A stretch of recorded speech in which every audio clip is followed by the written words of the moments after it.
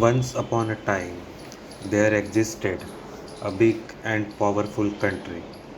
Let's just call it the country that cannot be named. This country had the luxury of being buffered by two gigantic oceans, one to its east, which rhymed with gigantic ocean, and one to its west, which rhymed with a specific ocean. To its north and south, it was flanked by two friendly countries, making it virtually impenetrable by land. The country that cannot be named was a peculiar entity. It thrived on meddling in the affairs of other nations, especially when wealth was to be acquired or when opposing views needed to be silenced. It had perfected the art of intervention, manipulation, and coercion, all under the guise of spreading freedom and democracy. However, one adversary stood in its way. Let's call that country Rhodes. Rhodes was everything the country that cannot be named despised. It had an ideology that was the exact opposite of the former.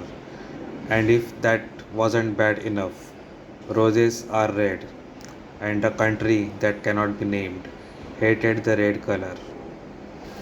The rivalry between the two ran deep, spanning decades of espionage, proxy wars, and economic battles. But this story is not about their constant feuds.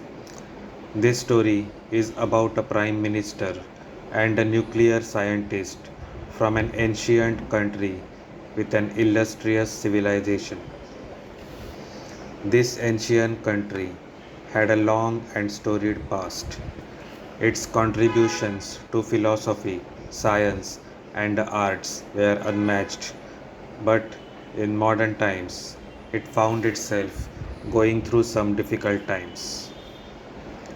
Now, this ancient country was very good friends with Rhodes, but the country that cannot be named did not appreciate this friendship. In fact, the country that cannot be named did not like any country becoming friends with Rhodes. The country that cannot be named wanted everyone to become their and their friends only.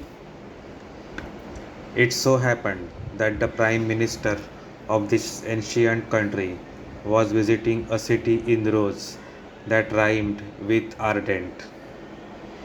The purpose of the visit was to sign a peace treaty with a neighboring nation, an agreement that would end an ongoing war. However, fate, or rather sinister hands, had other plans. The Prime Minister never made it back home. But the tragedy did not end there. Just 13 days later, a leading nuclear scientist from this ancient country was on a flight bound for an island nation that had great as a prefix.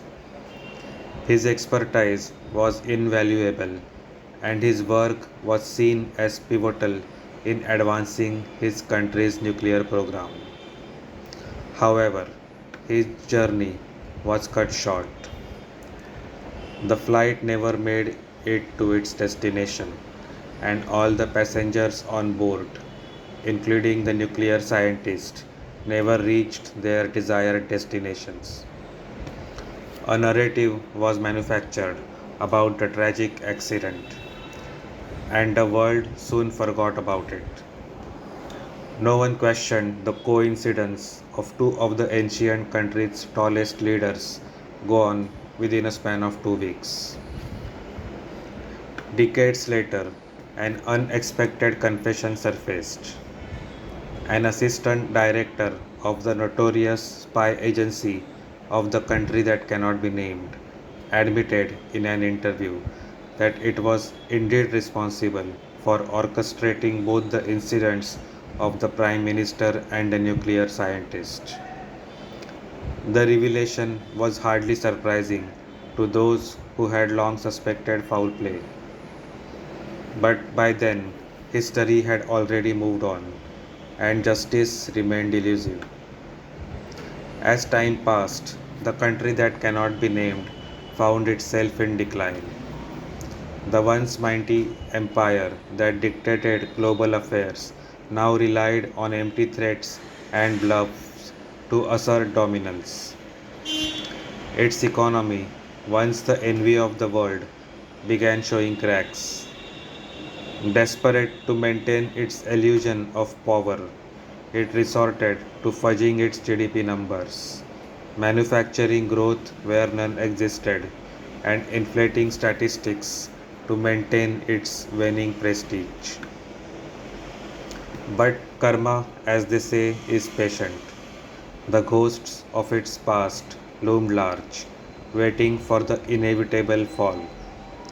As the country that cannot be named spiraled downward, it tried everything in its power to reverse the trend, knowing full well that once it crumbled, all its hidden skeletons would be laid bare.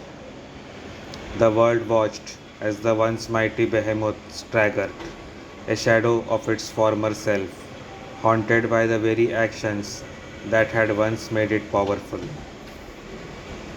In the end, history had a way of setting the record straight. The country that could not be named had used deception, interference, and control to build its influence. But no empire lasts forever, and as it fell, the truth long buried began to surface, proving once and for all that no nation, no matter how powerful, can escape the consequences of its past.